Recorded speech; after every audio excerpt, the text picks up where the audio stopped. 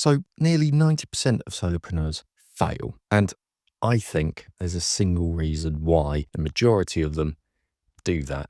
Now, to join the successful 10% of people and even get to the top 1% of solopreneurs and entrepreneurs and marketers, there are certain things you're going to have to do to get there. And today, I think I'm going to highlight the number one thing that people just seem to forget that is important from day one all the way to day 10,000 of running a business. Now, we've all heard plenty of stuff about targeting and thinking about your audience and putting customer first. But what does that really even mean? Because a lot of people talk about it in slightly different ways and they feel like, oh, actually, don't target anyone, target everyone, and then eventually it'll get to your right audience and you'll make loads of money then because you'll be targeting more and more people. When the reality is you don't need to chase virality and loads of views.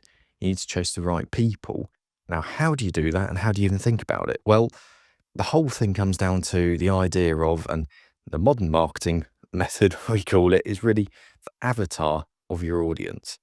Who is it that you're actually targeting? Now, a simple way to really come up with your avatar and who you're trying to target is define what you're trying to do for who in under 280 characters, which is basically one tweet. If you can't define that, then you're probably already in a bit of a bad spot because you've not niched down quite correctly enough, or you're not making your value proposition clear enough. And that's an issue, because if your audience don't know what you're offering to who, then they might not feel like they're the right person to be buying your solution or your product. So just here right now is I help solopreneurs and marketers make more money and more sales in less time. And that's as simple as that, really. That's what I try and do. And that's my value proposition to that specific audience. Now, for you, if you can think about that, that's a great starting point. And once you think about who that sort of person is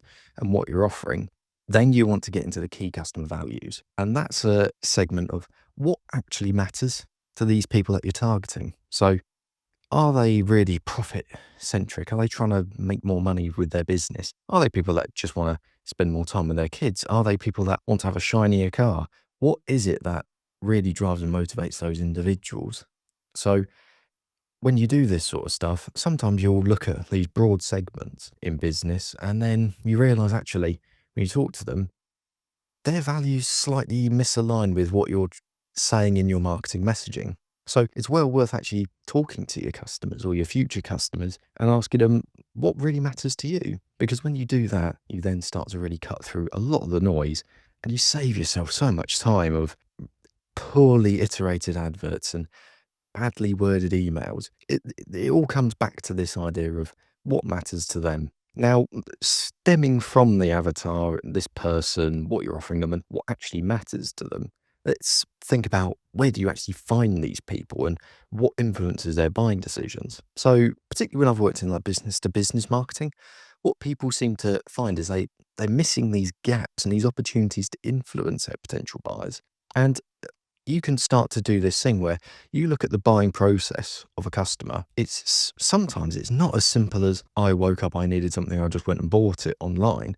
And some businesses it is like that. But you need to figure out what are the touch points that are going to be along the way, particularly when it's bigger and bigger purchases, because it would be things like they speak to an advisor, they then speak to their maybe even like friends at not competing businesses, but similar ones. And then they go to seminars and then they try and learn about stuff. And then they have to talk to a legal department. Then they have to, and you suddenly realize that all these touch points are things you can influence and people you can influence that will then influence the buying decision maker. And if your marketing can try and target these other people in these other areas with specific messages for them, and don't spend all your marketing budget trying to influence others to get to them, but these are little touch points and ways that you can start to make these small influences and try and be top of mind when other people think about a solution and somebody else comes asking for a solution as well. You want to almost be like a word of mouth machine for people, that they go, oh yeah, I've heard about this brand. Maybe you should have a call with them because I've seen it and I'm in a totally different department. And actually, if I've heard about this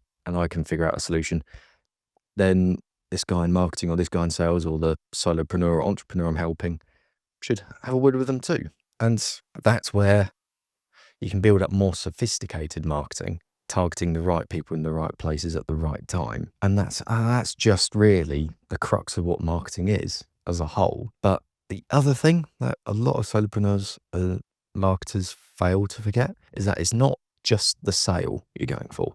The things after matter massively too. And it's about trying to figure out ways to make customers case studies, make them ambassadors for your brand, make them happy to share and talk about you as well. Because people love social proof. It influences buying decisions so much more than pretty much anything else. You know, you can do adverts online, you can do Google ads, you can do billboards, you could sponsor taxis, whatever it may be. But when somebody that looks like them, sounds like them, and has had the same problem, then comes to a solution through you and is saying that, that influences people more than anything else. So the one thing to remember is it's not just about being a transaction, it's about being more than that, and it's about being value driven. And that's where so many people get it wrong. They try and look at the volume number of, I want to get a lead, I want to get a sale, and I want to move on.